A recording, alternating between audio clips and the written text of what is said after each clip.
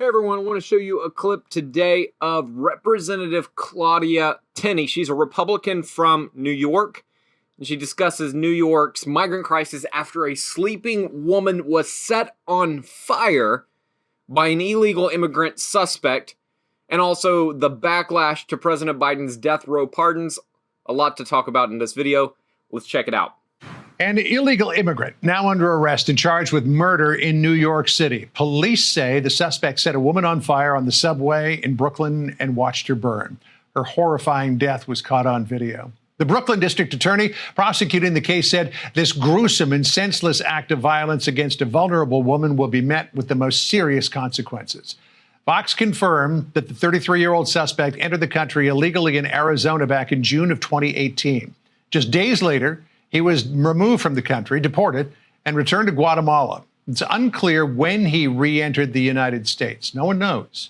Former acting Homeland Security Secretary Chad Wolf says it speaks to a larger problem. He obviously came back in as a gotaway, and there's been over 2.5 million gotaways under the last 4 years because Border Patrol agents aren't out there on the line patrolling the border. Instead, they're in Border Patrol facilities facilitating and processing illegal aliens. The New York Post cover with this headline, up in flames. It also calls out New York Governor Kathy Hochul. On Sunday, the same day that the crime was committed, some 8 hours later, she took a victory lap, boasting about lower subway crime rates. New York Democratic Congresswoman Richie Torres posted, has there ever been a more tone-deaf governor in the history of New York? And incoming Border Czar Tom Homan with this. She has a green light law. ICE and CBP can't even work with local law enforcement. So Governor Hochul, shame on you. There's nothing you can say that's going to make this right in New York. Congresswoman Claudia Tenney of New York with us now. Congresswoman, thank you for joining us. So much about this case is just outrageous. Yes, it just gets more outrageous every day. You know, things are going to continue to happen until we have a new administration that actually deals with this crisis, the border crisis. President Trump has promised to do that, as has Tom Homan. And he mentioned the green light law, which was put in place actually by Governor Cuomo, and they refused to repeal it, not to mention the sanctuary cities.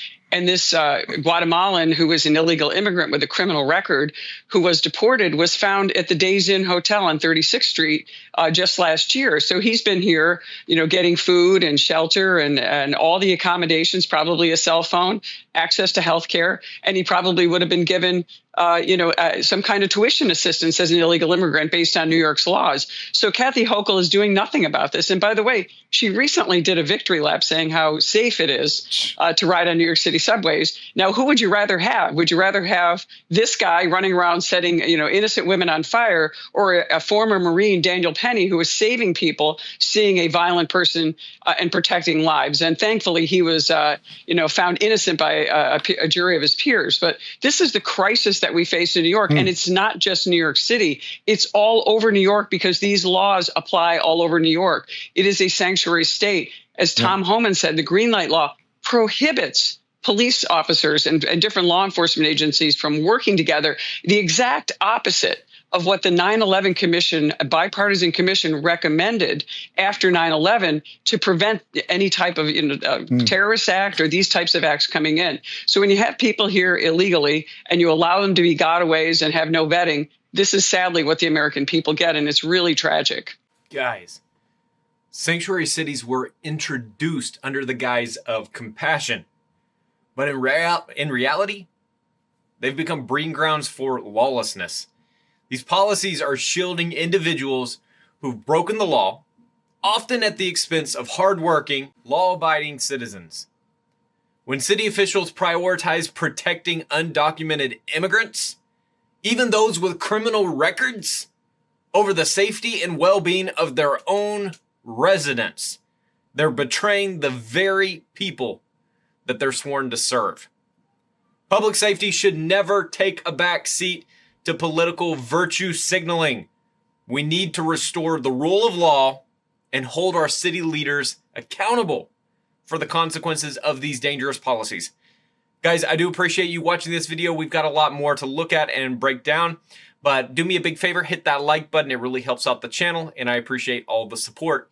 All right, let's check out the rest of this video. Congresswoman, to the point you made a moment ago about Daniel Penny, we noted, and it has been noted on several of our programs, that there were a number of people who just kind of stood by and watched what was happening. Do you think that's potentially a Penny effect? That people, after what happened to him, don't want to get involved?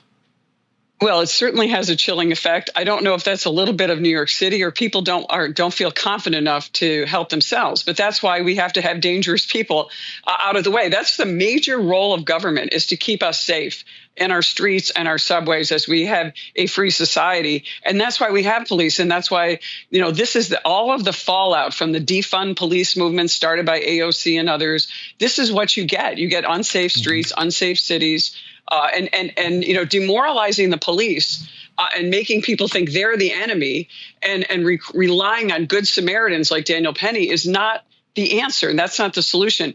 Look, I think that this is definitely, as you say, having a chilling effect. Right. All right. Back to the issue of sanctuary cities. A conservative legal group is putting sanctuaries on notice ahead of an expected mass deportation by the incoming Trump administration. America First Legal says it has notified nearly 250 officials in jurisdictions which limit or forbid local law enforcement cooperation with ICE agents. Some New York leaders are among those 250. One of the organization's senior vice presidents tells Fox News the left-wing politicians who create and run them and those who support them put our citizens at risk, undermine our Constitution, and dangerously erode the rule of law. It's one thing for a conservative watchdog organization to put folks on notice, but Tom Homan, the incoming border czar who's got authority here, says if anybody stands in the way of ICE removal process when it comes to criminal illegal aliens, he's going to prosecute those people. I think that's an excellent idea, not to mention we should be defunding these cities that are perpetuating sanctuary city laws. Sanctuary city laws are defiance of law. That is not upholding the rule of law.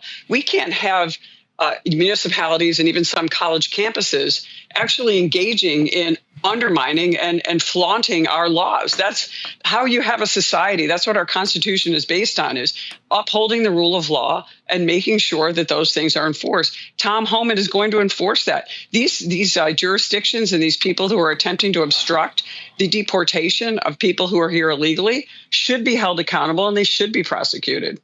And then there's this issue, Congresswoman, a lot of outrage over President Biden's last-minute move to spare federal death row inmates after record commutations granted just this month. 37 out of 40 people who were on death row. Okay, guys, before we look at this part, I wanted to comment on that last segment because you got to understand that the migrant crisis isn't confined to the border anymore. It's a national emergency that's affecting communities in every corner of America. Sanctuary city policies, which were designed to protect immigrants, have instead opened the door to increased crime, overburdened resources, and heightened tensions. Residents in these cities, guys, are paying the price for their leaders' refusal to address the root cause of the crisis. From violent crimes to economic strain, the consequences are becoming impossible to ignore. And so, guys, if we want to safeguard our communities, we've got to end policies that put ideology over common sense and work toward real, enforceable solutions. I appreciate everyone for watching, guys. Again, don't forget to like and subscribe. A lot more to look at here. But Progressive Squad member Ayanna Pressley is singing the president's praises. Listen to this. State-sanctioned murder is not justice. And today, what President Biden did demonstrated moral leadership, compassionate leadership, informed by his own faith, and a position that he's held for a very long time. But wherever you fall on the issue of the death penalty, one thing is for sure, is that whether or not people think it's fair or unfair, it has not been applied fairly. It has had a disparate impact on low-income people, Black people, and other marginalized persons. Critics are pointing to the victims of some of these inmates. One killed 12-year-old Lexis Roberts in Louisiana in 2010. Another took the lives of 8-year-old Laura Hobbs and 9-year-old Crystal Tobias near Chicago in 2005. That same person later strangled 20-year-old naval officer Amanda Snell.